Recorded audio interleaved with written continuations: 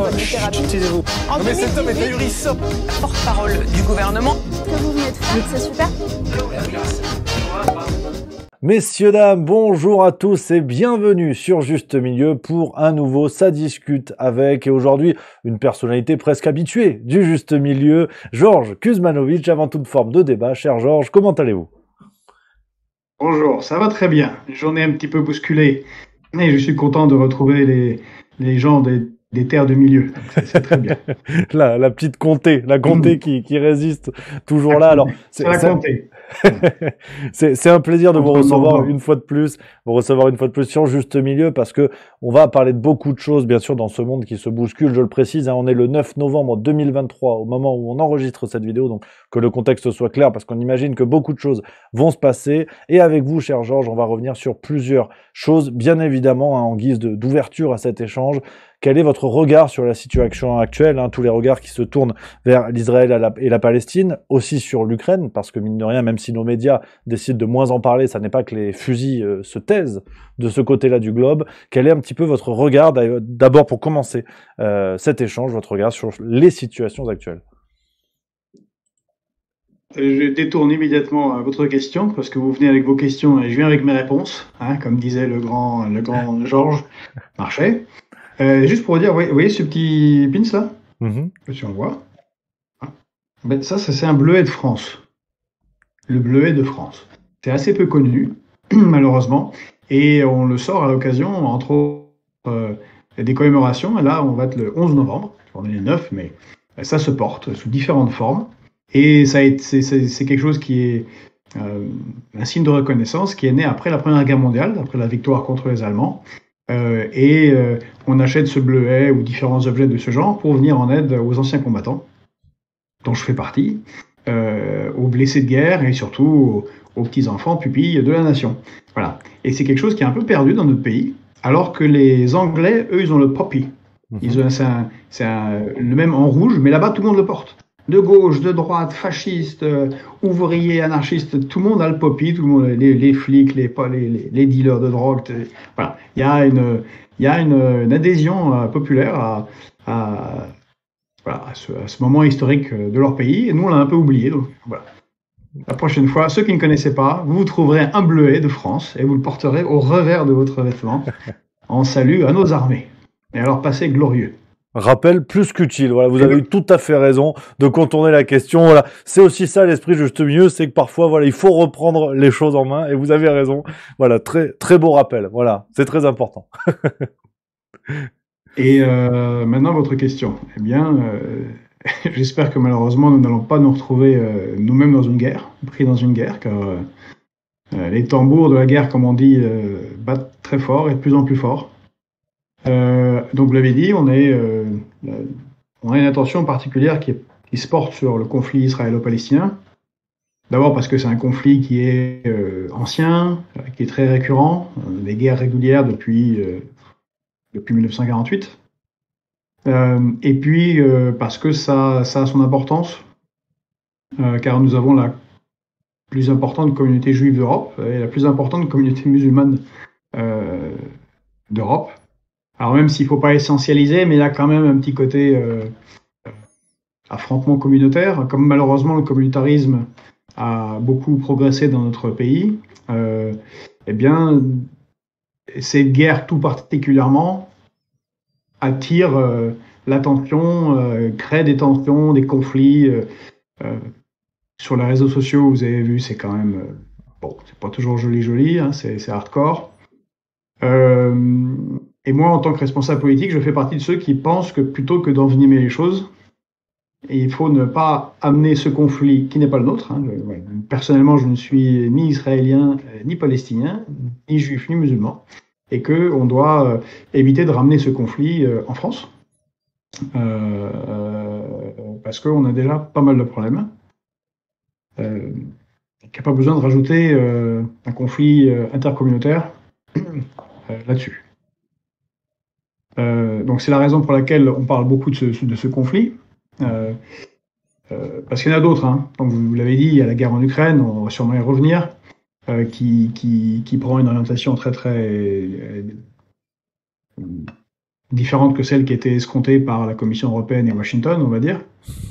Et puis, on a d'autres conflits. Il y en a un qui est terrible en ce moment. Là, on parle très peu. C'est le conflit au Soudan. Depuis avril, on a 10 000 morts et 5 millions de déplacés. Il y a plusieurs millions d'enfants qui sont en malnutrition. Voilà, mais on le considère comme moins important. Et vous avez le conflit qui a là depuis des dizaines d'années au Congo, en République démocratique du Congo. Bon, là, c'est carrément délirant. On est entre 8, 9, 12 millions de morts. C'est-à-dire que le gap, l'écart entre le plus petit nombre et le grand nombre est lui-même délirant. Ça montre la tension quand même très faible qu'on y porte, avec des millions de déplacés. Bon, c'est assez catastrophique. Vous avez eu les conséquences de la guerre au Yémen, avec la plus grande famine depuis la Deuxième Guerre mondiale, et ainsi de suite, et ainsi de suite. On a eu le conflit en Arménie. Alors comme, bon, c'est petit, mais c'est un nettoyage ethnique qui est réalisé.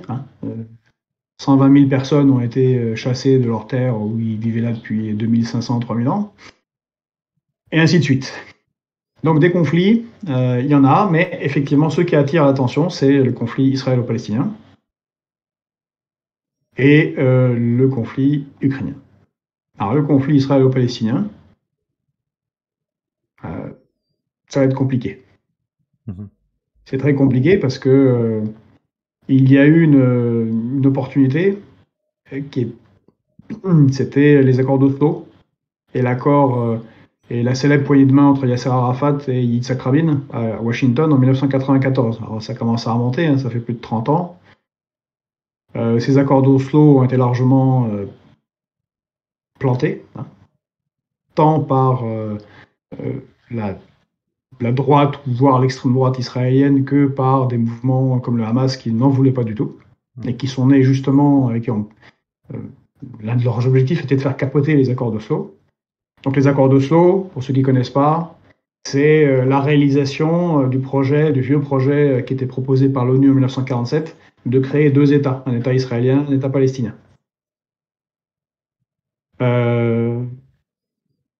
Alors, à faire bref, mais depuis, il y a eu d'énormes colonisations israéliennes en Cisjordanie, qui est ce morceau de terre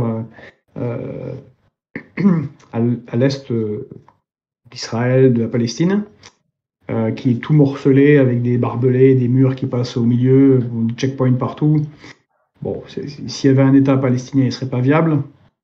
Et depuis les accords d'Oslo, ce sont entre 500 000 et 700 000 Israéliens qui sont installés là. Souvent, sont des extrémistes ultra-religieux. Pas toujours, mais bon, quand même, c'est pas les Israéliens les plus sympas.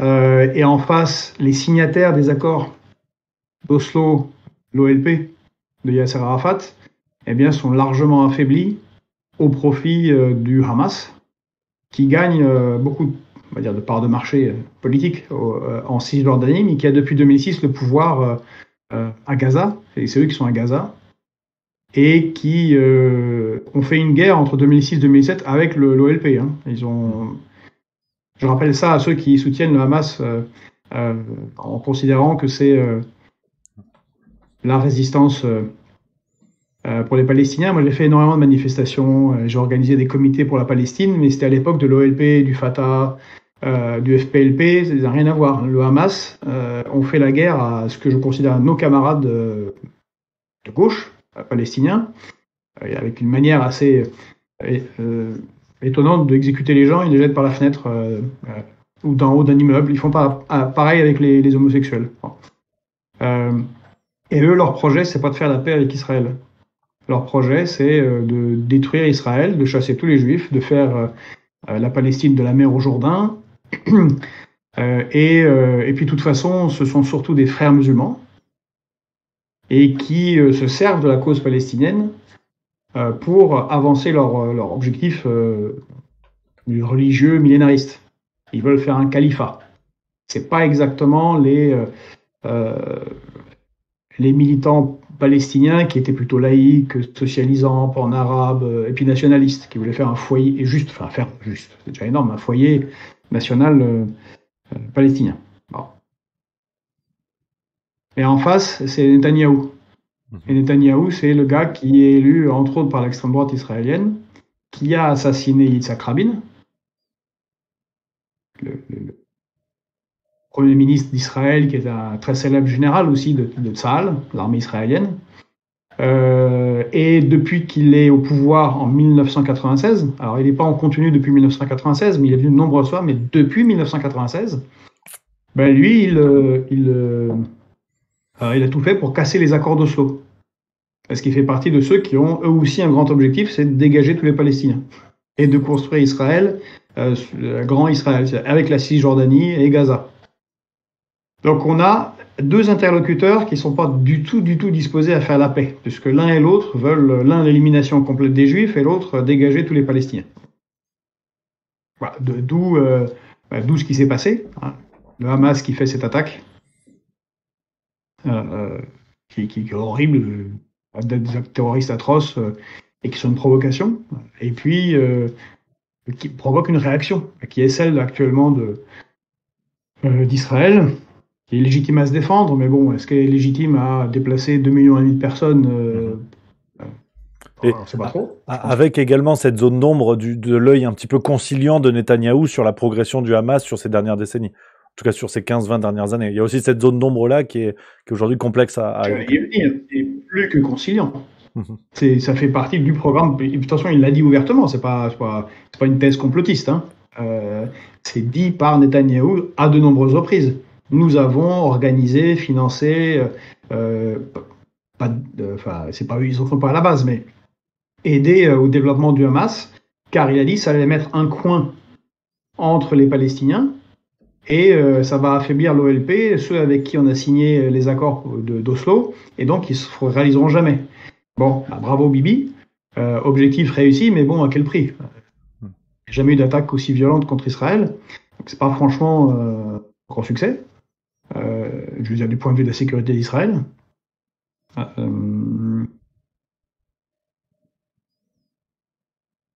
Et je voulais vous dire quelque chose qui s'est envolé avec j'ai vu Nietzsche ta mère derrière et ça m'a grillé 2 neurones.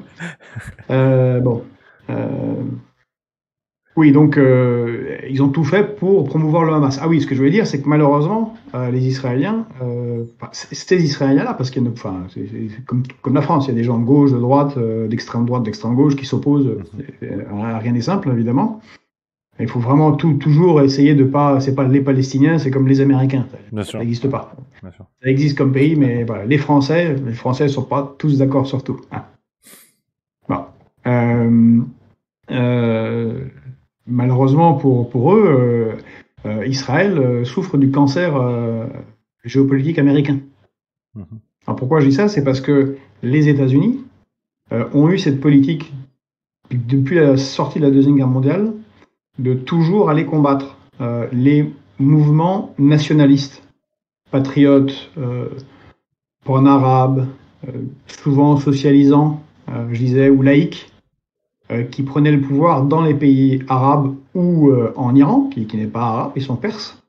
Ils ont commencé justement avec l'Iran en 1953. Ils ont fait un coup d'État contre un certain Mossadegh, qui était un gars centre-gauche, qui s'appuyait sur des communistes et qui voulait, chose horrible, il voulait nationaliser le pétrole iranien. C'est pas bien ça. C'est comme quand Saddam Hussein voulait se mettre à vendre son pétrole en d'autres monnaies que le dollar. C'est pas bien non plus. Ou que Kadhafi qui envisageait une Union africaine, une monnaie africaine, la fin du CFA. Bon, tout ça, c'est pas bien, les gars.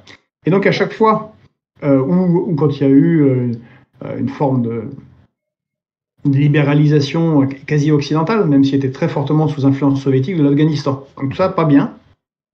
Donc ils ont toujours favorisé les extrémistes religieux. Alors au début en se basant sur l'Arabie Saoudite, en Afghanistan on sait ce qui s'est passé, pareil avec un succès remarquable. 40 ans de guerre, puis à la fin les talibans ils gagnent. Un pays complètement ravagé et maintenant gouverné par des zinzins. Oui, des zinzins vendus comme des talibans modérés. C'était le discours des forces américaines au moment de leur retrait il y a quelques mois. Oui, c'est comme en Syrie, c'était les rebelles modérés. Al-Nusra, les djihadistes légèrement moins fanatique que Daesh. Je sais pas, peut-être qu'ils désinfectaient les lames des couteaux avant d'égorger les gens. Non, mais on est. Mais au point, ce qui est fou, un petit aparté, c'est dans les médias, c'est le. Bon, vous vouliez en parler, mais c'est la manière de raconter les conflits fait que maintenant, il y a des gens qui se sont. Des journalistes, les analystes qui se sont auto-intoxiqués.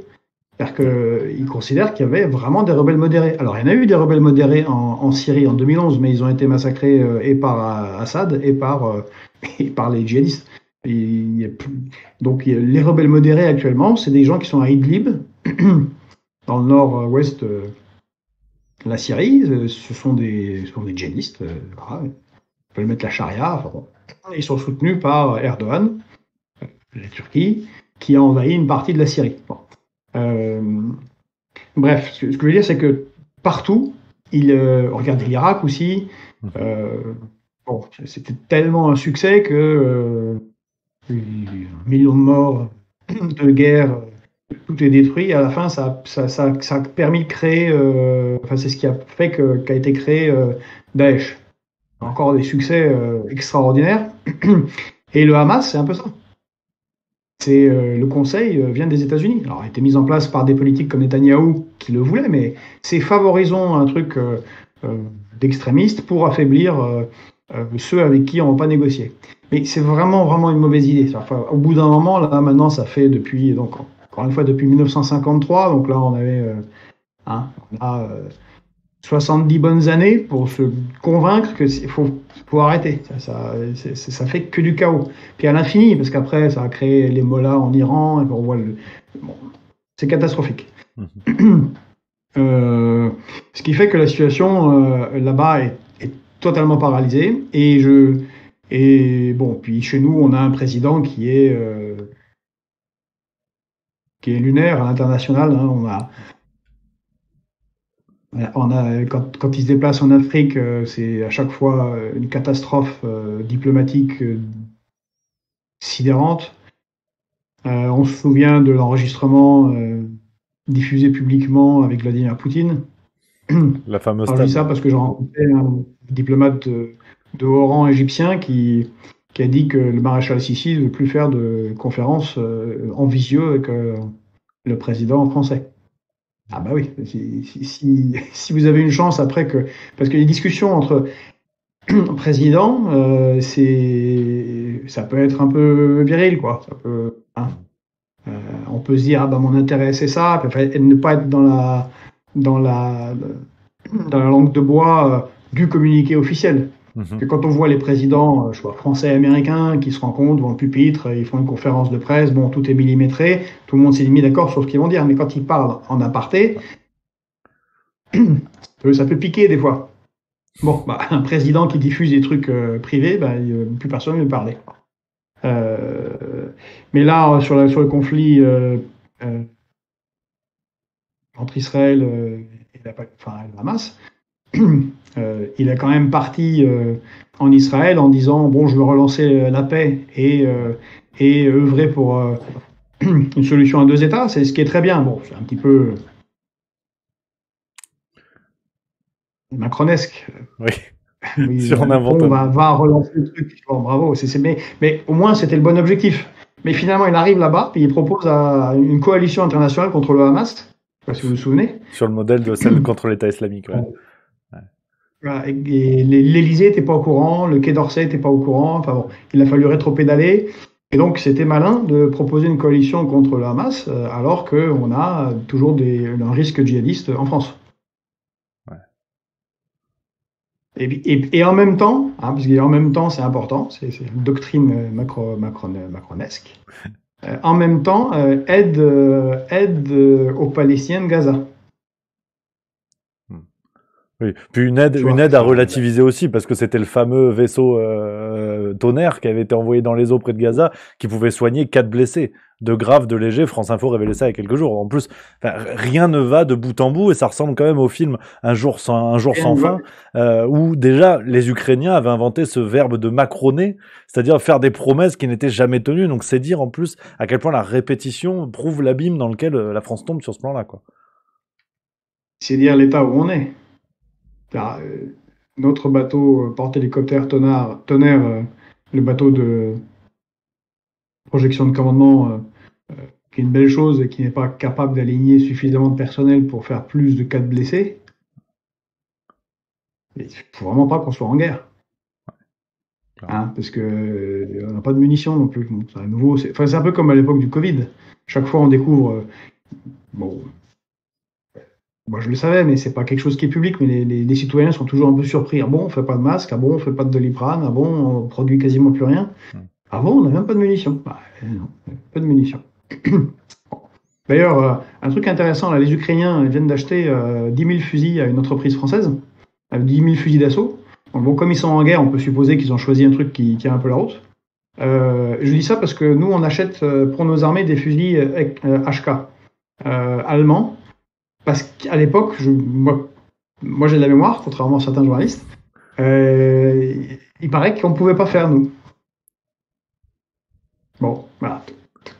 Tout est comme ça.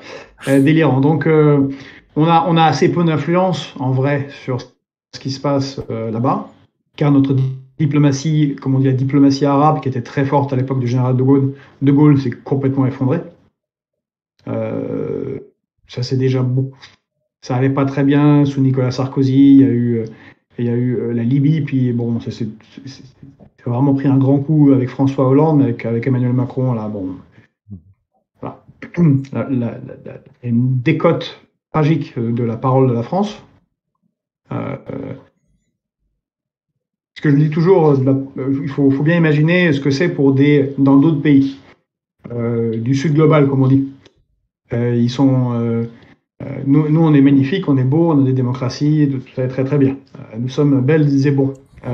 Mais eux, de leur point de vue de pauvres gens qui vivent dans des dictatures et qui n'ont pas encore atteint le niveau de réalisation suprême que nous avons atteint, quand ils voient Assad, le président syrien, recevoir recevoir la Légion d'honneur par un président français et puis assister à un défilé du 14 juillet avec ses troupes d'élite qui défilent sur les Champs-Élysées, pas rien. Et 2 ans après, on lui déclare la guerre. Ou Kadhafi qui pose sa tente de bédouins dans l'Élysée, c'était marrant, hein, et puis on déclenche une guerre. Les gens disent, vous n'êtes pas fiable. Alors bien sûr, c'est toujours parce qu'on le fait pour la démocratie, bon, je savais pas qu'à ce moment-là où on l'accueillait, et Assad et Kadhafi était démocrate. Il y a eu un changement subtil, non perceptible par nous autres pauvres mortels, mais en fait on apparaît comme pas fiable. Ça la ridicule. Les accords qu'on donne ne sont pas fiables, contrairement aux Russes, par exemple. Alors, c'est pas dire que c'est de la réelle politique. Ils ne sont pas intervenus en Syrie pour défendre la veuve et l'orphelin ou la démocratie. De toute façon, c'est pas ce qu'ils disent. Ils sont allés répondre à un accord politique qu'ils ont avec le régime syrien. Mais ils l'ont tenu promesse. Et le régime d'Assad est resté en place, grâce aux Russes. Donc bien évidemment, vous comprenez que dans les accords futurs, c'est pas vers Paris que vont se tourner un certain nombre de pays. D'ailleurs, ça se voit en Afrique, avec un indice de chute sévère. Entre autres au profit des Russes et des Chinois. Et donc on a peu de poids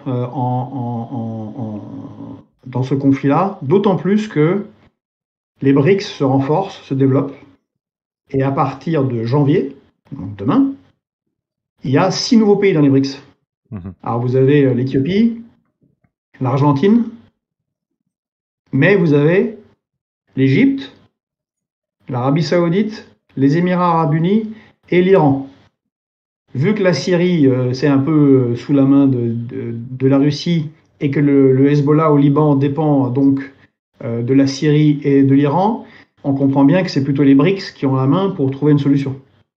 D'autant plus que les Chinois, ils font partie des BRICS. Alors les BRICS, c'est cette organisation étonnante de pays, au début BRICS pour Brésil, Russie, Inde, Chine et Afrique du Sud.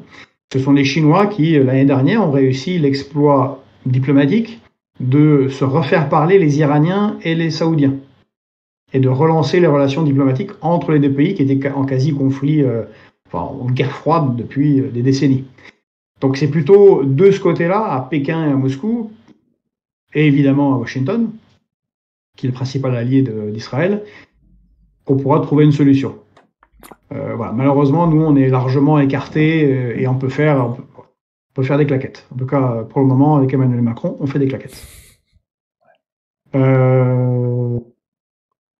Fort heureusement, j'ai l'impression qu'il y a un consensus pour le moment entre Washington, Moscou et Pékin sur la non-escalade.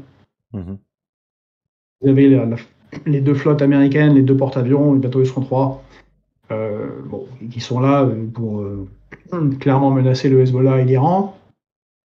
L'Iran est dans un processus compliqué, ils ont une semi-révolution chez eux, d'ailleurs aussi soutenue par la CIA, malheureusement pour les révolutionnaires, j'allais dire. Mais en même temps, ils sont en train de développer l'arme nucléaire.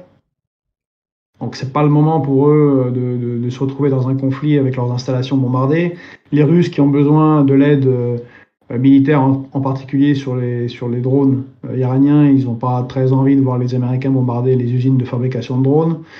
Et puis ils ont déjà suffisamment de conflits à régler, des tensions soit en Géorgie, en Arménie, et puis évidemment en Ukraine, la guerre, pour avoir un nouveau front dont on ne sait pas ce qu'il en sortirait.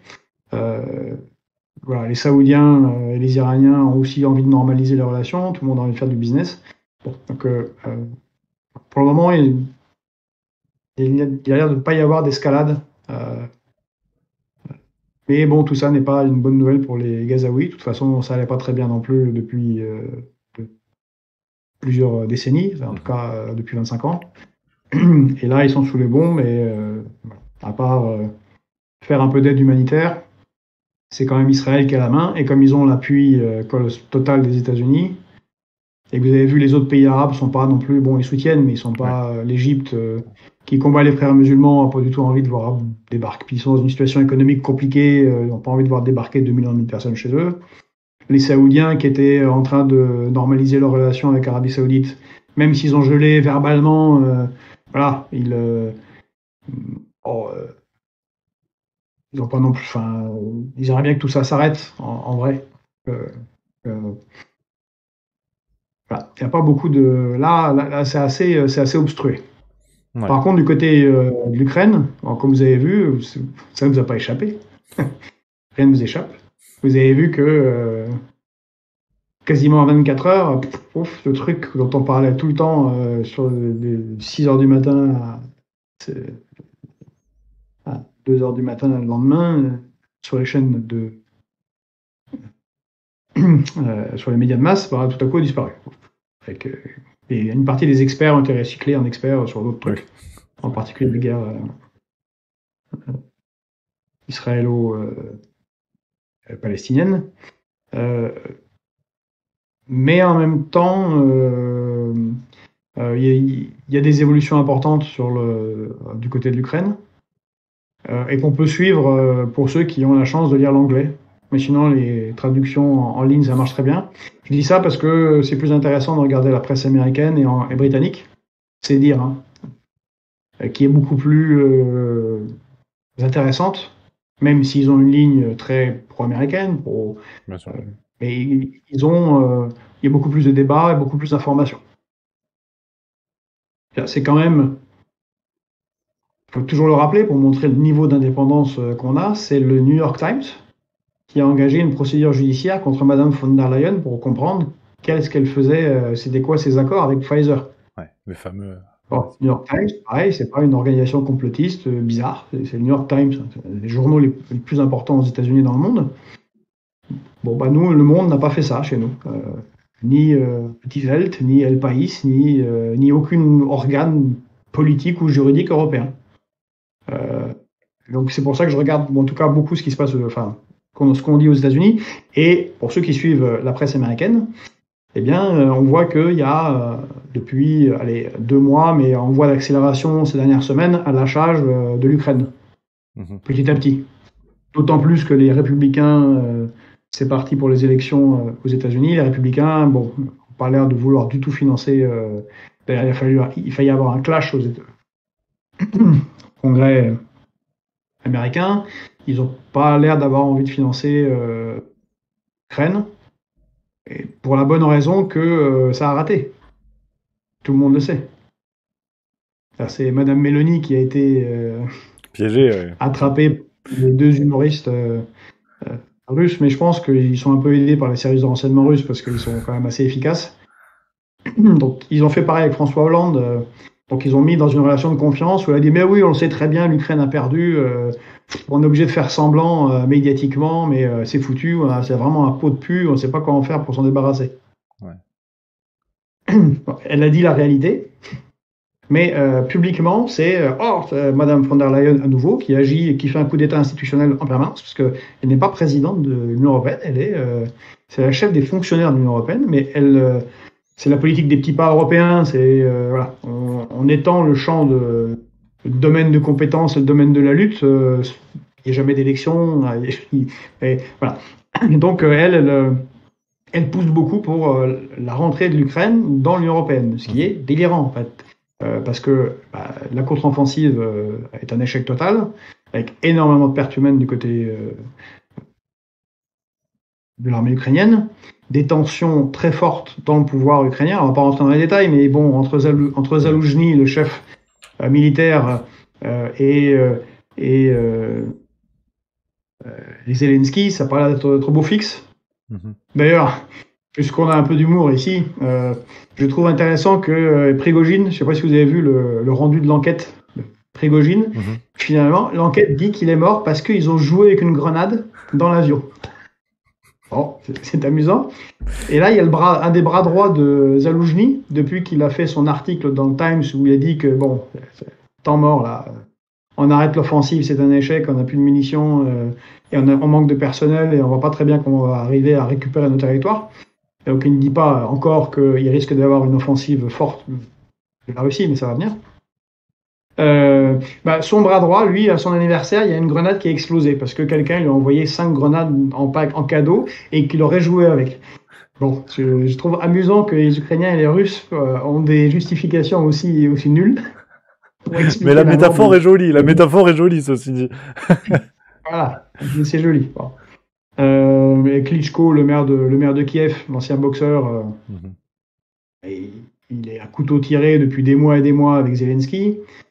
Et Abramovich, l'ancien bras droit conseiller de Zelensky, lui, il dit carrément que c'est un dictateur. Et que, bon. De toute façon, Zelensky a dit qu'il n'y aura pas d'élection. Oui, ouais, il y a quelques jours. Et de toute façon, bon, on ne sait pas, mais comme ils rentrent dans l'Union européenne, ils ont fait des grands pas. Il paraît. Bon, le pays est ruiné, totalement endetté, en guerre. Mais en plus, ils ont fusionné quasiment tous leurs médias en un grand média d'État. Et ils ont interdit 11 partis politiques et une religion. Bon.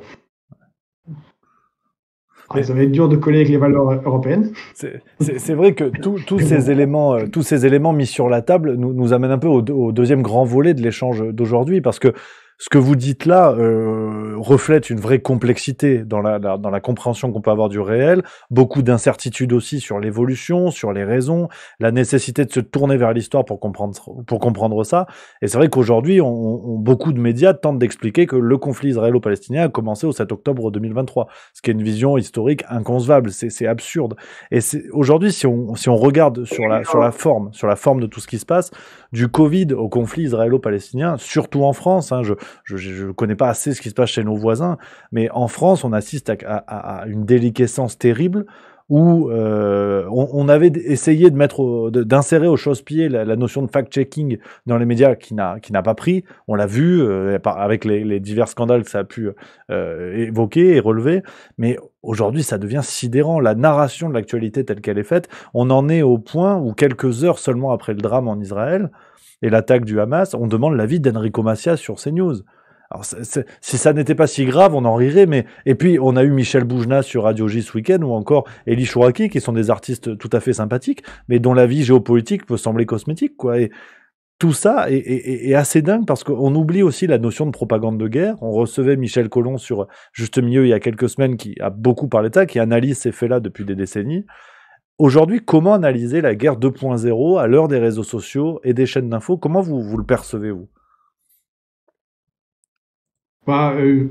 Écoutez, il y en a d'autres qui l'ont très bien analysé. Je pense à Pierre Conessa, qui a écrit un livre encore récemment, donc un ancien, c'est un historien, spécialiste de géopolitique, connaît très bien le monde arabe, qui est un ancien analyste stratégique au ministère de la Défense, qui intervient dans les médias. Je crois que vous pouvez l'inviter, ça sera très intéressant pour vos auditeurs. Et il a écrit un livre sur comment est-ce qu'on vend la guerre. Voilà. Il y a un autre très très bon livre que je vous conseille, qui est assez court en fait, il est très bien écrit, par Serge Halimi, le patron du monde diplomatique. Il y a aussi Vidal dedans, enfin bon, deux ou trois autres auteurs, mais c'est Halimi qui est principal, qui s'appelle L'opinion, ça se travaille. Et qui fait un retour. Alors ce qui est intéressant, c'est que c'est un retour, c'est pas sur ce qui se passe en ce moment, mais sur le retour sur les guerres de Yougoslavie, la guerre de Kosovo, la guerre d'Irak, la guerre de Libye, et il remonte ce qu'on fait pas. En fait, c'est ce que devraient faire les médias, c'est ce qu'ils devraient faire. Et bon, on s'est vraiment planté, les gars. Revenons sur tout ce qu'on a dit et voyons ce qui s'est réellement passé. Bon, évidemment, je ne suis pas naïf, c'est ce qu'il faudrait faire, mais c'est pas ce qui va être fait, puisque c'est toujours la même chose qui est rejouée systématiquement. C'est-à-dire qu'on ne revient jamais sur les erreurs et on découvre que les médias sont inscrits dans une logique de construction de conflits et de construction d'un camp, du bien et du mal. D'ailleurs, je crois que c'est Pierre Conessa qui en parle, ou Jeffrey Sachs aux États-Unis. Ils se sont rendus compte que plus encore que des politiciens néoconservateurs, qui veulent pour la puissance des États-Unis, pourquoi pas, en fait, ceux qui sont le plus va-t-en-guerre, c'est toujours les médias. Et qui parfois forcent le politique à surenchérir parce qu'eux-mêmes sont alors, on y va quand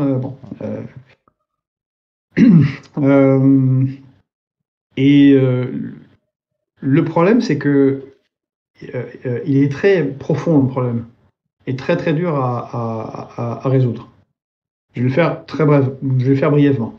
Et donc, pour revenir sur où on était avant, la stratégie qui a été proposée aux Ukrainiens, on va taper les Russes. Vous allez prendre un peu cher, mais c'est votre ticket d'entrée dans l'Union européenne et dans l'OTAN. Il n'y a pas de problème. Il faut que vous teniez 6 mois. Vous nous les plantez pendant 6 mois, et nous, on va leur faire la misère économique. On va leur faire des sanctions intergalactiques comme ils n'ont jamais vu, et vous allez voir, on va gagner. Donc c'est pour ça que Bruno Le Maire, il a dit, on va mettre l'économie russe à genoux. Ça ne lui est pas venu tout seul dans la tête.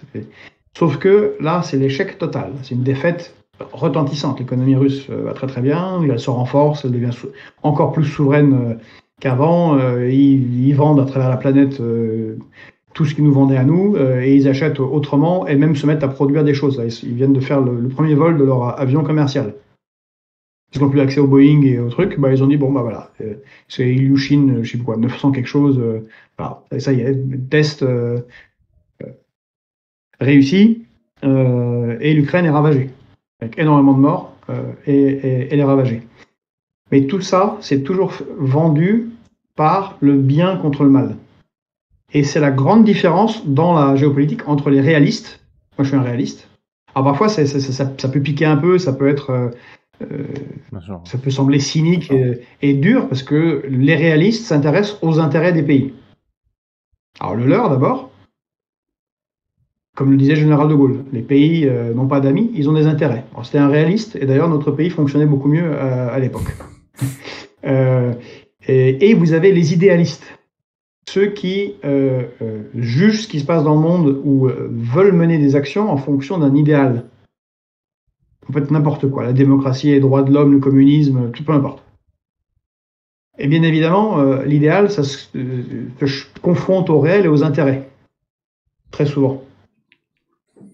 Mais le résultat des courses, c'est que pour vendre les conflits, en Occident, on s'est habitué depuis des décennies, et surtout depuis la fin de l'URSS, à le vendre sur des bons principes.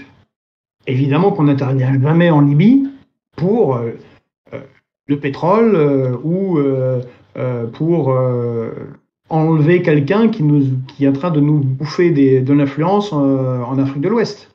Non. On intervient bien évidemment pour aider des pauvres gens, les sauver de la misère, de la mort, amener la démocratie et le bien-être et Disneyland. C'est pareil en Syrie, c'est pareil en Irak, c'est pareil en Afghanistan. On va jamais vous dire, non, en Afghanistan, vous savez, avant que ce soit des grands méchants, pendant 5-6 ans, on discutait avec les talibans, enfin les États-Unis, pour faire passer un gazoduc, un pipeline des républiques d'Asie centrale, plutôt sous influence russe, vers Karachi. Et puis ces cons talibans ont choisi une compagnie pétrolière vénézuélienne et je ne sais quoi, sans déconner. Voilà. Bah, vous allez vivre 20 ans dans les montagnes avec vos chèvres et vous allez comprendre qu'on ne défie pas l'oncle Sam. Donc, ça, c'est les intérêts. Et vous pouvez pas on ne peut plus aller à la télévision en disant non, sans déconner. Nous, on veut construire un pipeline qu'on contrôle parce qu'on veut avoir un contrôle sur le Pakistan et la Russie et c'est important pour nous. Puis en plus, on va être plus riches. Bon, personne ne va venir à la télé dire ça chez nous. Mais comme vous allez dans d'autres pays, par exemple en Russie ou en Chine, c'est pas vraiment des démocraties. C'est formule amusante de Poutine, de la démocratie verticale. Je vais dire ce que ça veut dire. Voilà. Un bel oxymore. Ils disent non, nous on intervient parce que y a un gisement de gaz au large de la Syrie que maintenant contrôle Gazprom. Avant c'était Total. On veut tuer un maximum de djihadistes qui parlent russe et puis on a des accords avec la Syrie. Ça va renforcer notre présence en Méditerranée occidentale et puis on a un port militaire à Tarsus. Mais ils le disent ouvertement. Et donc, il en résulte que c'est pas la même chose qui sort dans les médias. Donc, si vous vendez le bien, vous ne pouvez avoir que des gens qui vont sortir des inepties pour que la réalité, que vous essayez de transformer la réalité dans l'idéal que vous voulez présenter. Donc, l'ennemi doit être toujours horrible, abominable, c'est ad Hitlerum, et voilà, c'est toujours très très mal, et c'est nous, c'est toujours très très bien. Et puis ils sont toujours nuls, et puis on est toujours super fort. Puis à la fin, on va gagner. Et le problème, c'est que, et je pense que les catégories, beaucoup de Français, en particulier dans les catégories populaires, les jeunes, les gens dans la galère, en fait, se rendent compte maintenant. Parce que ça va une fois, 2 fois, mais 3, 4, 5, 6 fois, au bout d'un moment, on se dit, mais c'est bizarre, ils nous racontent des trucs, puis c'est pas ça du tout qui se passe. Puis après, on découvre que c'est pas ça qui s'est passé. Bon, les gens n'ont pas le temps de se passionner tout le temps pour ce qui se passe dans les autres pays, mais il y a, au fur et à mesure, les gens ils regardent la télé comme une sorte de boîte qui sort des informations officielles. Et c'est d'autant plus étonnant qu'on n'est plus en dictature. C'est pas l'époque de c'était l'ORTF, on était en démocratie en France, mais il y avait une chaîne d'État avec le ministre de la communication qui donnait des ordres directement aux journalistes. En fait, alors qu'on n'est plus là-dedans, qu'on a plein de chaînes, il y a une uniformité de l'information, en particulier sur les questions internationales, qui est terrible et qui sert à vendre la guerre. Or, ce qui se passe, un peu avec le conflit israélo-palestinien, même si quand même c'est un conflit qui est là depuis très longtemps, on en a parlé, on va pas rentrer à nous, c'est un vieux conflit. Mais spécifiquement en Ukraine, les tensions à Taïwan et ce qui se passe en Afrique, c'est le choc visible entre 2 mondes, entre le monde BRICS, Sud global, et l'Occident. Le monde est en train de changer. En fait, c'est ça qui se passe. Et ce qui est malheureux, c'est que les médias ne parlent pas de ça. Ça n'empêche pas de dire qu'on veut lutter pour nous, justement. Défendre les intérêts, c'est défendre nos intérêts. Mais c'est ça qu'il faudrait expliquer clairement aux gens. Le monde est en train de changer. Voilà. Il y avait une domination occidentale multiséculaire, et en particulier une domination de l'économie mondialisée depuis quarantaine d'années, mais c'est fini. Les Chinois sont devenus très puissants économiquement, les Russes se sont régénérés, ils ont monté. Et plein d'autres pays ont vu que les Russes, ils tiennent tête, ils se prennent des sanctions jamais égalées dans l'histoire de l'humanité. Et l'OTAN envoie toutes les armes qu'il peut à l'Ukraine, mais visiblement, ça va. Ce qui fait que ça donne des ailes à beaucoup d'autres. puisqu'ils ont le backup russe, chinois, brésilien, et je vous rappelle maintenant, Arabie Saoudite, Iran, Égypte, l'Algérie va bientôt rentrer, c'est pareil, c'était ridicule. Notre président était allé en Algérie faire des claquettes, tout le monde s'est moqué de lui, de manière inacceptable, hein, dans les médias algériens, et 2 jours après qu'il soit parti, l'Algérie annonce sa volonté d'adhésion aux BRICS. Et passe un accord de 12 milliards d'armement avec la Russie, juste en face de la France. C'est-à-dire que, littéralement, ils se foutent de notre gueule. Bon, avec Macron, c'est facile, parce qu'il n'est pas non plus le plus malin pour mettre un vrai rapport de force, mais c'est ça qui se passe. La puissance occidentale et sa capacité de domination s'effondrent. Voilà. C'est aussi démographique. Au début du XXe siècle, les Européens, c'est 30% de l'humanité, maintenant c'est 10%. Bon. Et puis, en plus, puisqu'on défend la démocratie et la justice, essayez d'aller expliquer qu'il est légitime qu'au Congo, les gens vivent avec 5 $ par jour, ou 2, et que nous, on vive avec 100. Voilà, non. Les gens dans le monde entier n'acceptent plus. Et il y a une sorte de grande rébellion, et c'est ça le cadre international dans lequel on est. Et on a des médias qui sont en panique. Ils ne savent pas quoi dire, à part « c'est pas bien, nous c'est bien ». Et on a ce qu'on a. Ce qui est fou, c'est que il y a effectivement le constat que vous faites, et là encore d'une manière peut-être plus formelle, parce que vous dites, voilà, vous donnez tous les éléments de fond, et c'est vraiment très intéressant. Mais on assiste aussi, je trouve, sur c'est très terre à terre, voire un petit peu idiot, mais presque sur l'aspect physique des représentants politiques occidentaux. On a quand même une évolution, on a un glissement. On peut penser à Justin Trudeau, dont des images sur les réseaux sociaux montrent ses déguisements dès qu'il se déplace dans un pays où il se prend de passion pour s'habiller dans une tenue traditionnelle ou locale, quitte à faire n'importe quoi, comme c'était le cas en Inde l'année dernière, sauf erreur. On pense bien sûr à Joe Biden. Il a quasiment réussi à déclencher une guerre entre le Canada et l'Inde. Voilà, c'était terrible, quoi. On a Joe Biden, effectivement, dont seuls les médias les plus volontairement aveuglés peuvent considérer qu'il est en pleine forme, jusqu'à nous faire des titres il y a quelques mois à dire son médecin a dit qu'il était OK pour les prochaines élections, donc on sait pas. Et Emmanuel Macron... Oui, un plaquage à Dupont sans aucun problème. Ah oui, paraît-il, oui. Aucun problème. Et Emmanuel Macron, effectivement, vous le dites, on se moque beaucoup de Joe Biden, mais entre Macron et Biden, aujourd'hui, seul le budget couche semble les séparer, parce que on a des séquences dingues. Vous parliez de l'Algérie, quand il va dans ce magasin, ce disquaire de rail très connu. Alors, c'est fort sympathique, mais à l'heure actuelle, c'est bon, on n'est pas, voilà, puis je sais pas si c'était vraiment désigné d'aller dans une boutique de rail quand on sait ce qu'on peut savoir sur Emmanuel Macron, mais c'est pas tant le sujet.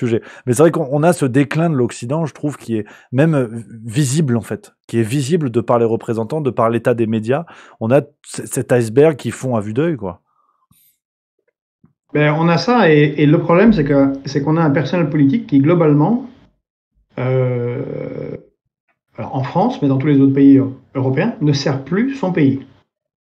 Ils sont totalement paralysés par la construction européenne, qui est un truc bizarre, parce que ce n'est pas c'est une construction, l'Union européenne est une construction européenne particulière. Il y a eu plein de projets européens. Napoléon a eu un projet Napoléon, a eu un projet européen, Hitler a eu un projet européen, il n'était pas super, hein, il piquait un peu, donc on l'a un peu mis par terre. Et celui-là, c'est un projet européen c'est encore une fois, qui dit le bien, c'est l'union des peuples, c'est pour éviter la paix, mais en fait, ça construit une Europe oligarchique contre la souveraineté des peuples. Et d'ailleurs, chaque fois qu'il y a eu un référendum, les peuples ont dit non, quelle que soit la question posée, ils disent non, on ne veut pas votre truc. Et l'Union européenne, c'est ce machin où il y a une commission européenne non élue, il y a un parlement qui a quasiment aucun pouvoir, et donc un groupe de gens non élus qui négocient les traités de libre-échange ou les accords commerciaux comme Pfizer, sans en référer aux États. Les gens étaient choqués pour les contrats avec Pfizer. Qu'on ne sache pas qu'est-ce qu'il y a dedans, tant dans le produit injecté, mais qu'on ne sache pas non plus qu'est-ce qu'on a signé, pour combien, quelles sont les clauses. Personne au gouvernement français ne le sait. C'est délirant. Mais les gens ont compris avec ça, mais c'est pareil pour tous les traités de libre-échange. le traité de libre-échange avec le Canada ou celui qui est négocié depuis des années avec les États-Unis, personne chez nous n'y a accès. Vous pouvez être ministre de l'Intérieur ou Premier ministre, vous ne savez pas ce qu'il y a dedans. Alors, à un moment, il a été consultable. J'adore raconter cette histoire parce qu'elle semble tellement incroyable que les gens disent non, c'est du complot. Ça rend une thèse complète. Non, le TAFTA, l'accord sur le libre-échange entre l'Europe, l'Union européenne et les États-Unis, était consultable à un moment donné dans la cave de l'ambassade des États-Unis que par des élus nationaux, bon, pourquoi pas, mais ils n'avaient le droit de venir ni avec des téléphones, ni aucun système d'enregistrement, et même pas un calepin avec un crayon. Ça semble ridicule, mais... Et le truc, je peux vous assurer qu'à côté, le code du travail, c'est choupi. C'est des machins qui font des milliers de pages, c'est écrit de manière incompréhensible, donc de toute façon, c'est comme le traité constitutionnel européen, il a fallu des mois pour comprendre ce qu'il y avait dedans. Bon. Donc et ce pouvoir-là européen, cette Union européenne-là, elle est néolibérale et elle s'attaque aux États-nations. Son objectif, c'est la destruction des États-nations, en particulier la France. Et on a un personnel politique qui rend hommage à ça, qui construit ça, qui fait ça tout le temps. Et y compris des gens qui sont dans l'opposition. J'avais eu un débat avec Zemmour, mais il se rend pas compte. Ce qu'il propose en économie, enfin, son projet, c'est la même chose qu'ils font à Bruxelles. C'est pas une menace. Donc on a et c'est là qu'est le souci en fait. Alors nous, par exemple, à la République souveraine, on va avoir les élections européennes, on va y aller. Je passe un appel amical à tous ceux qui écouteraient de suivre un peu ce qu'on fait parce qu'on va tenter de faire une belle union. Je ne peux pas en dire plus maintenant, mais et de proposer quelque chose d'alternatif à ce qui est proposé actuellement. Mais on a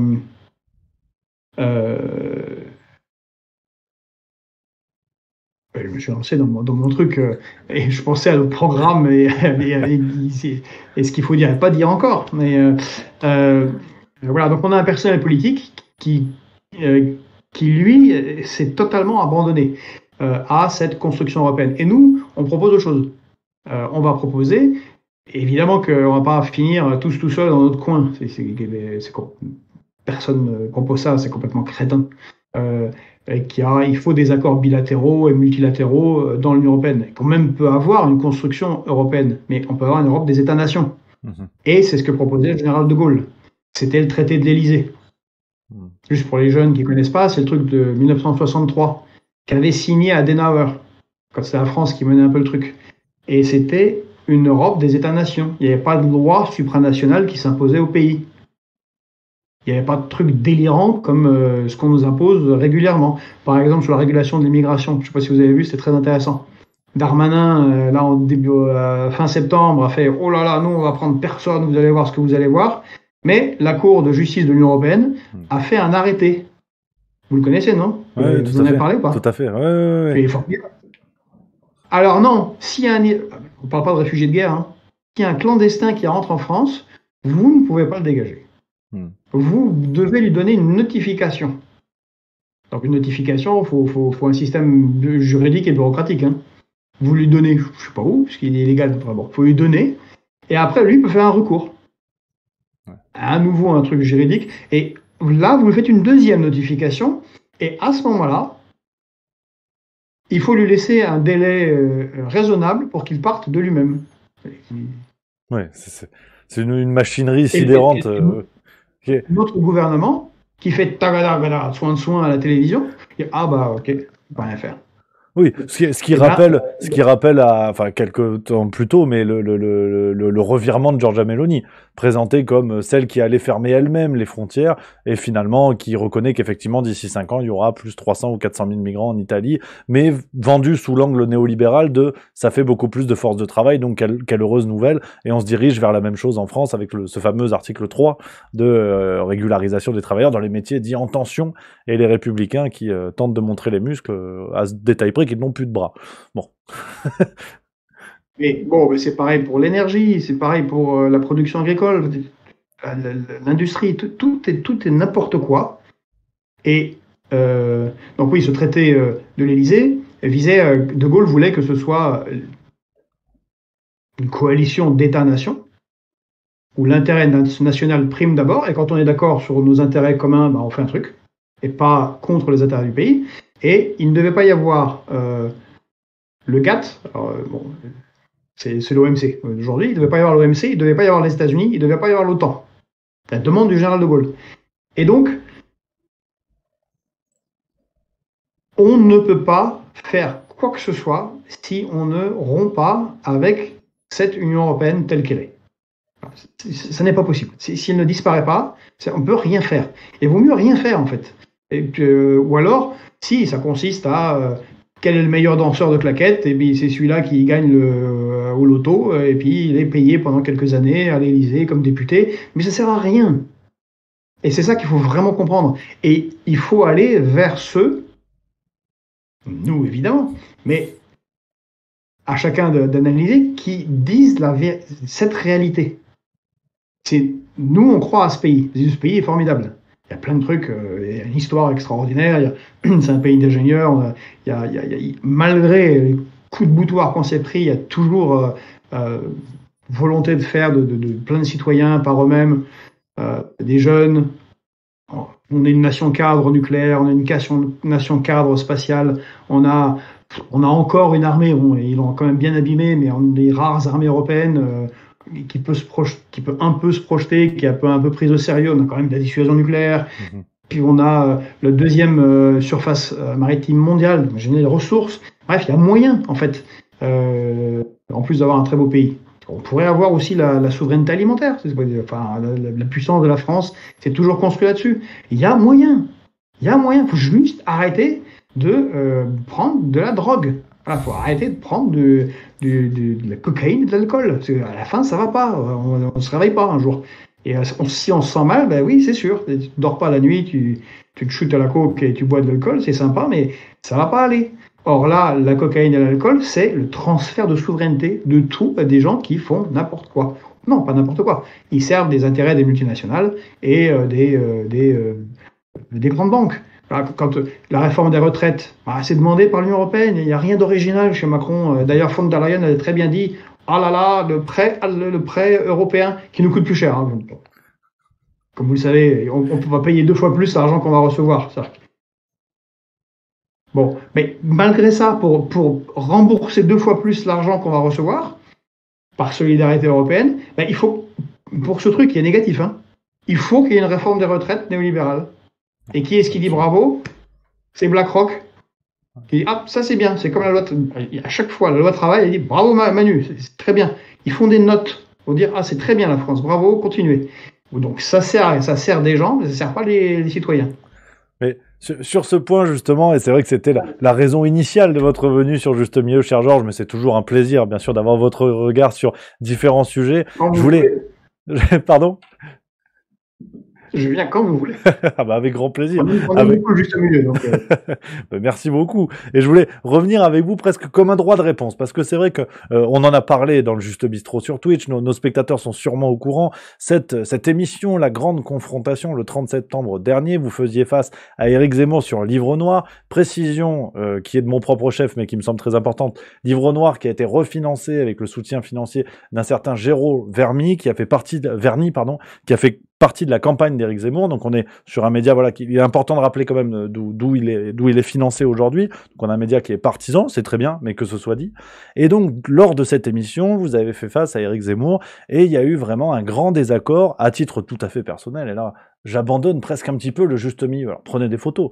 Mais c'est vrai que Éric Zemmour, et je l'ai souvent dit, autant j'ai pu apprécier ses différents ouvrages quand il n'était encore que auteur à succès et journaliste, autant depuis qu'il est en politique, je trouve qu'il y a une ligne qui est une ligne de mauvaise foi, où il se présente comme une alternative, comme un candidat différent, mais finalement, les errances sur l'Union européenne sont les mêmes, et vous avez été le premier à le mettre face à ces contradictions-là, donc c'est pour ça que je suis heureux de vous recevoir, et aussi pour ça que je suis heureux de vous recevoir, et je le dis en toute subjectivité, hein, que ce soit bien d'accord, mais je voulais justement revenir avec vous sur ça, presque en guise de droit de réponse, parce que séquence très courte qui n'a pas pu vraiment permettre de réel développement, avec Éric Zemmour curieux dans son comportement, on va dire, lui qui est quand même un excellent débatteur et qui a permis de très belles audiences grâce à ça. Je trouve que vous avez pointé du doigt certaines contradictions et je voulais que vous puissiez allonger un petit peu les raisonnements, mettre en lumière les contradictions et puis à nos spectateurs ensuite de juger, bien sûr. Eh bien, merci. Écoutez, on est en démocratie et le livre noir me propose de débattre face à Éric Zemmour. Je sais très bien que le livre noir est très très proche d'Éric Zemmour, vous l'avez dit, hein. Il n'y a aucun problème, de toute façon, tant que les choses sont dites. C'est ça d'ailleurs, ce serait ça qui serait bien dans les médias ou les journalistes, sur la discussion qu'on avait avant. Le problème n'est pas de dire quelque chose, c'est de dire d'où on parle. C'est toujours bien. Et ça permet de comprendre et c'est une vraie honnêteté. Bon, donc vous l'avez fait. Donc je savais très bien que le livre noir, c'est quand même un truc qui est un peu en appui d'Éric Zemmour, même s'il se présente indépendant. Et d'ailleurs, ils organisent un débat donc au Cirque d'Hiver, dans une arène, c'était marrant. Éric Zemmour affronte 4 personnes différentes, de gauche, de droite, du centre. Bon. C'est pour ça que je leur ai dit, vous savez, là, c'est une année électorale, c'est un peu gros. Vous savez que la Caisse nationale des comptes de campagne va vous imputer cette soirée sur les comptes de campagne de Reconquête. Ils vont pas considérer que c'est un truc indépendant. Ça marche pas comme ça. Bon. C'est de l'aparté. Et donc, débat sur l'Europe et l'immigration. Quand même 2 sujets assez costauds. En 12 minutes. 6 minutes chacun. Alors déjà, donc je savais très bien où j'allais. J'allais sur le terrain d'Éric Zemmour, avec les gens d'Éric Zemmour, le public d'Éric Zemmour, et pas du tout le contrôle sur l'organisation, mais bon, débattons. Et donc, ayant peu de temps, j'ai décidé de porter le fer sur la principale contradiction que représente Éric Zemmour. Comme vous l'avez dit, il y a des sujets sur lesquels il est intéressant. Mais si vous regardez, vous en avez parlé de Meloni, mais avant, il y avait Matteo Salvini. Matteo Salvini était beaucoup plus excité qu'Éric Zemmour. Alors, on remonte le fil. Vous allez voir, qu'est-ce que vous allez voir l'Italie d'abord, on va faire tout, ça va être un pays formidable, et puis on va dégager tous ces immigrés, même si c'est une manière un peu complètement délirante et absurde de le dire, mais et puis l'Union européenne, vous allez voir ce que vous allez voir. Bon, qu'est-ce qui s'est passé à la fin des courses? Il se retrouve à soutenir Mario Draghi. Ouais.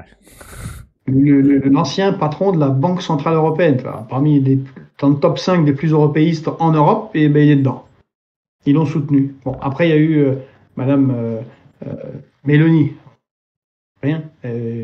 C'était le néofascisme, Mussolini en jupon arrive à Rome, et puis elle est allée à Bruxelles, a rencontré von der Leyen, qui a fait une 3 petites tapes sur l'épaule. Tu continues la ligne OTAN et tu fais des politiques néolibérales. C'est très bien. On va faire muse-muse avec le droit à l'avortement ou des trucs comme ça. Bon. Voilà, c'est le champ d'action qui est autorisé. Or, c'est comme ça que ça se passe, pour les raisons que je vous ai dites. Donc c'est ça que j'ai voulu mettre en exergue.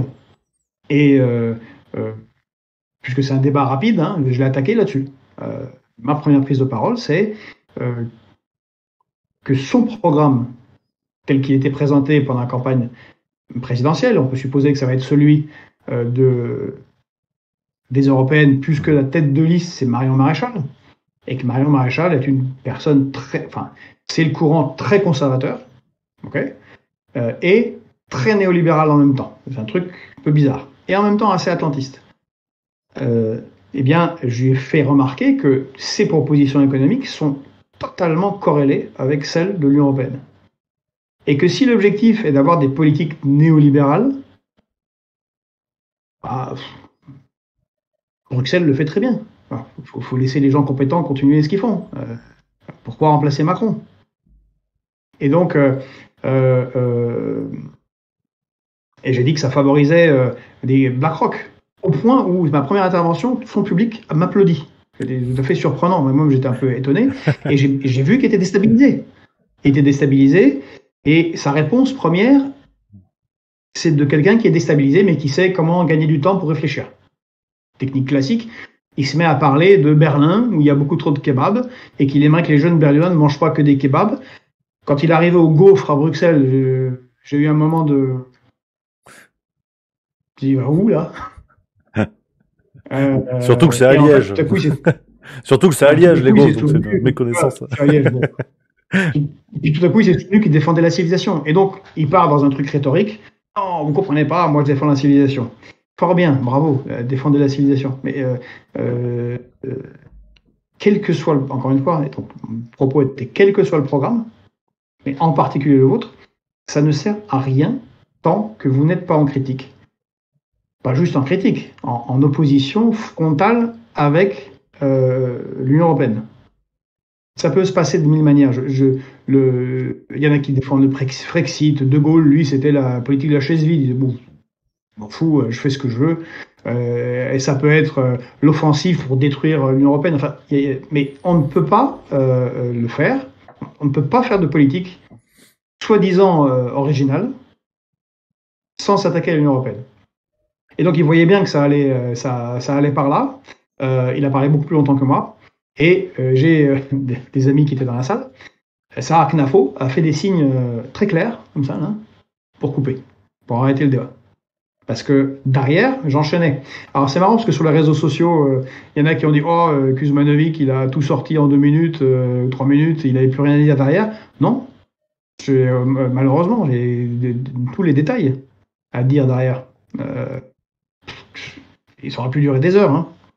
Je vais rapidement évoquer l'immigration, je pourrais vous faire 1 heure, 2, rien que sur l'agriculture, pareil sur l'industrie, et démontrer point par point que non, ça colle pas, mon ami.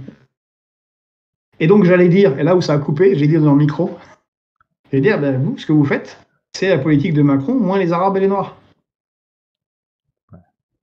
Mais en plus, comme Mélanie, vous ne pourrez pas les chasser, comme même vous voudriez. De toute façon, c'est un projet délirant de chasser les Arabes et les Noirs. Mais bon, voilà la nature de ce débat. Et malheureusement, le problème, c'est que les Français, c'est pas le sourire tous les jours, là. On essaie d'être positif. On ne peut pas faire de la politique en disant c'est que la déprime et puis on ne peut pas faire autre chose que ce qui est déjà fait. Alors, c'est pour ça que les gens ne vont plus voter. Les Français sont plutôt rationnels, en fait. Mais concrètement, le plein emploi, les baisses du chiffre du chômage, j'insiste sur chiffre, ils cachent mal que les bons emplois disparaissent et que c'est de l'apprentissage, que c'est l'emploi précaire, que c'est pas terrible. Les revenus des gens baissent, n'importe quel supermarché, tout le monde le voit. Enfin, je vais au Cora, c'est dur la caisse pour beaucoup de gens. Tout le monde fait des petites économies de petits bouts de ficelle. Là, on va avoir en février une augmentation de 17% à 17,5% de l'électricité. Les accords de protection sur les contrats gaziers vont être libéralisés, ainsi de suite, tout le temps. Plus les problèmes d'affrontements communautaristes, plus la sécurité, ça va pas bien.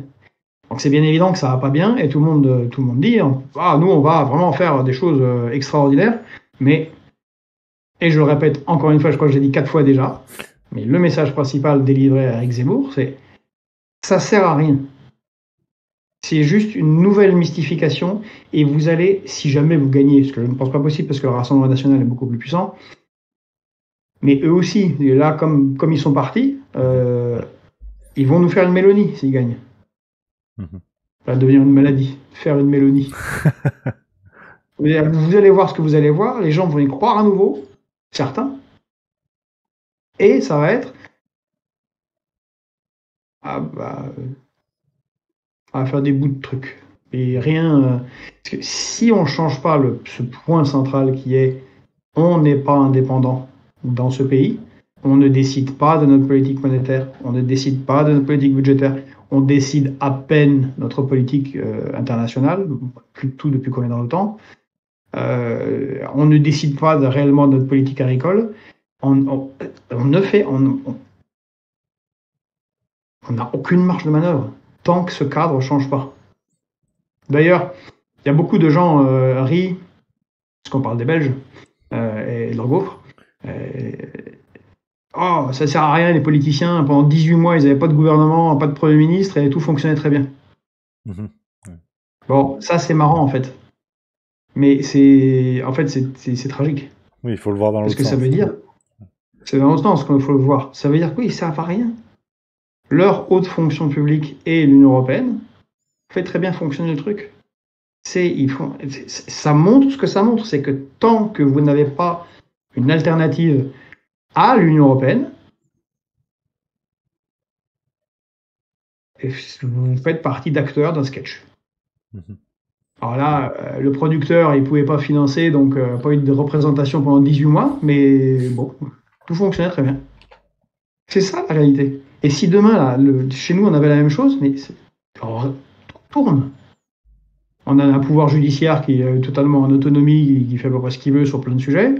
Je vous ai dit, ni financièrement, ni le budget, ni la monnaie, ni les questions internationales, on gère. Donc, ceci étant dit, comme c'est le principal, Macron par Macron, Mélenchon ou Zemmour, bon, voilà. Malheureusement. Et c'est ça le souci. La farce tranquille continue. C'est la conclusion presque. C'est la conclusion de cet échange, cher Georges. Un immense merci à vous pour toutes ces réponses aujourd'hui, une fois de plus. Un vrai plaisir de vous avoir reçu. Pour finir l'échange, on peut retrouver donc toute l'actualité sur le site, c'est ça, de République Souveraine, et puis les informations qui vont arriver en vue des européennes. Sur vos réseaux sociaux aussi, on imagine. Voilà, sur le site. Et puis on va faire quelque chose de transpartisan, de populaire, pas juste sous le drapeau République Souveraine, parce qu'il y aura d'autres partis, puis surtout des citoyens indépendants. Donc ce sera un autre site. Mais sinon, en attendant, la plupart des informations, vous allez sur le compte Twitter de Georges Kuzmanovic, de République Souveraine, sur Facebook, sur les différents réseaux sociaux, et vous aurez une idée de ce qu'on fait. Le rendez-vous est pris. Merci pour l'invitation encore une fois. Avec plaisir, avec plaisir. Tout le plaisir est pour nous. Donc, chers spectateurs, le rendez-vous est pris. Nous, on va se retrouver pour de nouvelles vidéos bientôt. Vous le savez. N'hésitez pas à vous abonner. C'est la rengaine habituelle. Prenez soin de vous. On se retrouve très bientôt.